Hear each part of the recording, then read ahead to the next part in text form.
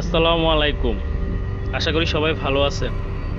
আমরা এই মুহূর্তে যাচ্ছি আলুটিলা গুহার মধ্য দিয়ে। আলুটিলা গুহাটি মূলত বাংলাদেশের পার্বত্য জেলা খাগড়াছড়িতে অবস্থিত একটি প্রাকৃতিক গুহা। গুহাটিকে আলুটিলা রহস্যময় গুহাও বলা হয়। স্থানীয়রা একে বলে মাতাই হাকর বা দেবতাদের গুহা।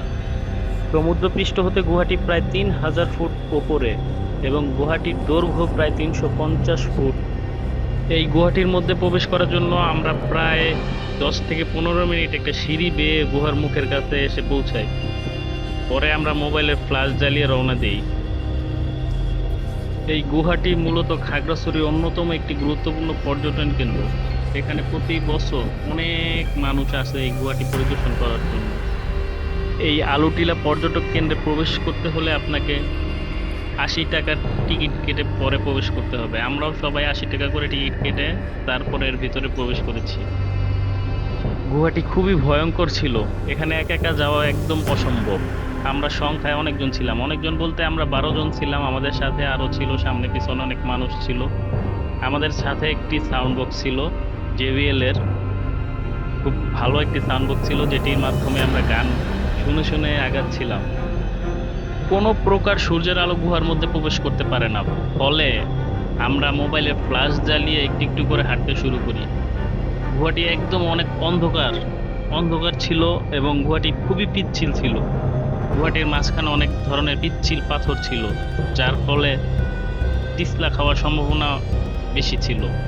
গুহাটির তলদেশের থেকে একটি ঝর্ণা ছিল প্রবাহমান, যে ঝর্ণাটির হতে পানি বেয়ে আসতো। আর গুহাটি এত শীতলময় ছিল, এত ঠান্ডা ছিল যে আপনি না গেলে কিছুতেই বুঝতে পারবেন না যে গুহাটি কি পরিমাণ ঠান্ডা ছিল।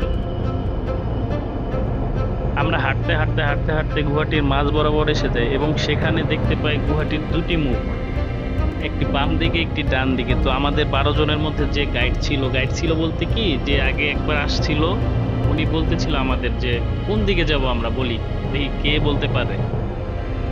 তো আমরা প্রায় বেশিরভাগই যেহেতু ডান দিকের কথাই বলি, ২-৩ জন বাম দিকের কথা বলে। বাম দিকেরটা ভুল, বাম দিকেরটা একটু সামনে গিয়েই সমাপ্তি হয়ে যায়, ওটা আটকা যায়।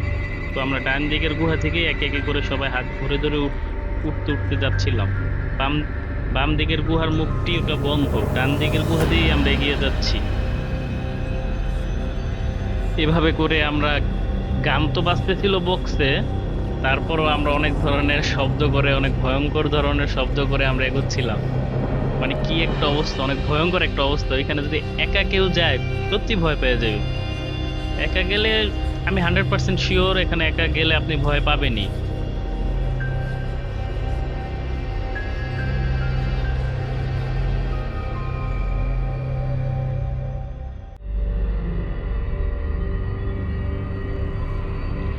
মানে খুবই ভয়ঙ্কর একটা পরিবেশ, ভুতুড়ি একটা জায়গা, মানে ভুতুড়ি, নীরব, কিচ্ছু নাই, অন্ধকার, সবকিছু পিচ্ছিল, পানি আসতেছে পড়তেছে, পানি শব্দ হচ্ছে, মানে অন্যরকম একটা ভয়ঙ্কর পরিবেশ।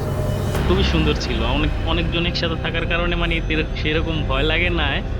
কিন্তু যদি আমরা ২-১ জন থাকতাম তাহলে সত্যি অনেক ভয় পেতাম।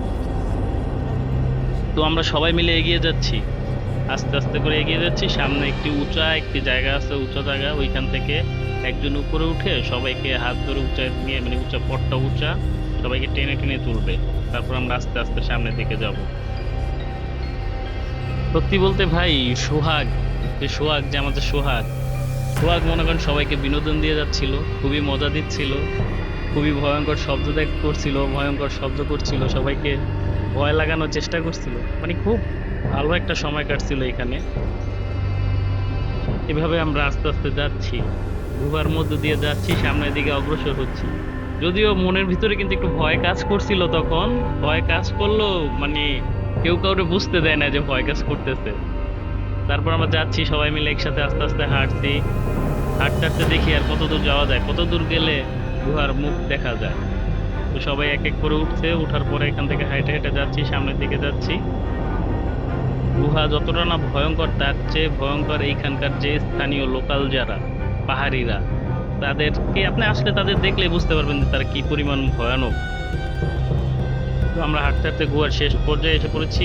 সামনে গুহার মুখ দেখা যাচ্ছে, ওইখান থেকে কিছুটা আলো আসছে, সূর্যের আলো।